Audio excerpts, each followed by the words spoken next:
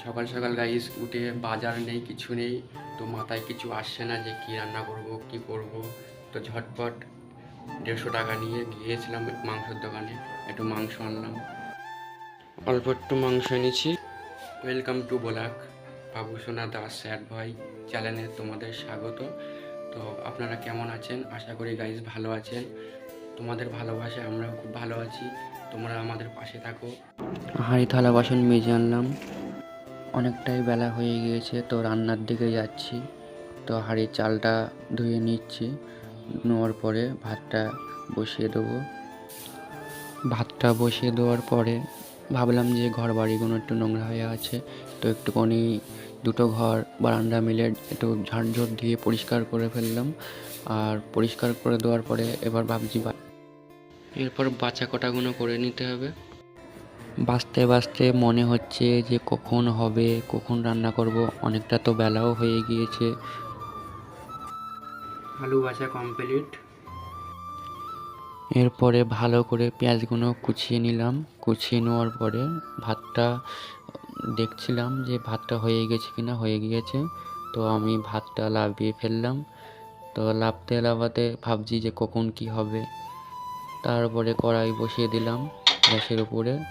তারপরে আমার বাছা কটাও কমপ্লিট হয়ে গিয়েছে। এবার সব একে একে সব কিছু করব। মাংসগুলো একটু একটা গামলিতে ঢেলে নিয়েছি, একটু ভালো করে ধুয়ে নিচ্ছি। নেওয়ার পরে আদা রসুনগুলো একটু ভালো করে ধুয়ে পেশাই করে নিচ্ছি।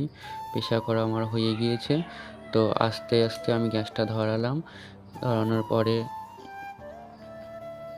কড়াইতে তেল দিলাম, তেল দেওয়ার পরে আলুগুলো ছেড়ে দিয়েছি তেলের মাঝখানে। তো একটুখানি হয়ে গেলে একটু হালকা লবণ, একটু হলুদ দিয়ে দিয়েছি। তো একটু নাড়াচাড়া করে দিলাম, একটু পোড়া পোড়া হয়ে গেলে লাভিয়ে ফেলছি। তো লাভিয়ে দেওয়ার পরে এরপরে পেঁয়াজটা দিলাম। পেঁয়াজটা দেওয়ার পরে একটু ভালো করে নাড়াচাড়া করে নিলাম। নাড়াচাড়া হয়ে যাওয়ার পরে আদা রসুন পেশা করে রেখেছিলাম ওটা দিয়ে দিয়েছি। তারপরে হালকা করে দেখো নাড়িয়ে দিচ্ছি। নিয়ে দেওয়ার পরে পরিমাণ মতো লবণ দিচ্ছি, হলুদ দিয়েছি পরিমাণ মতন।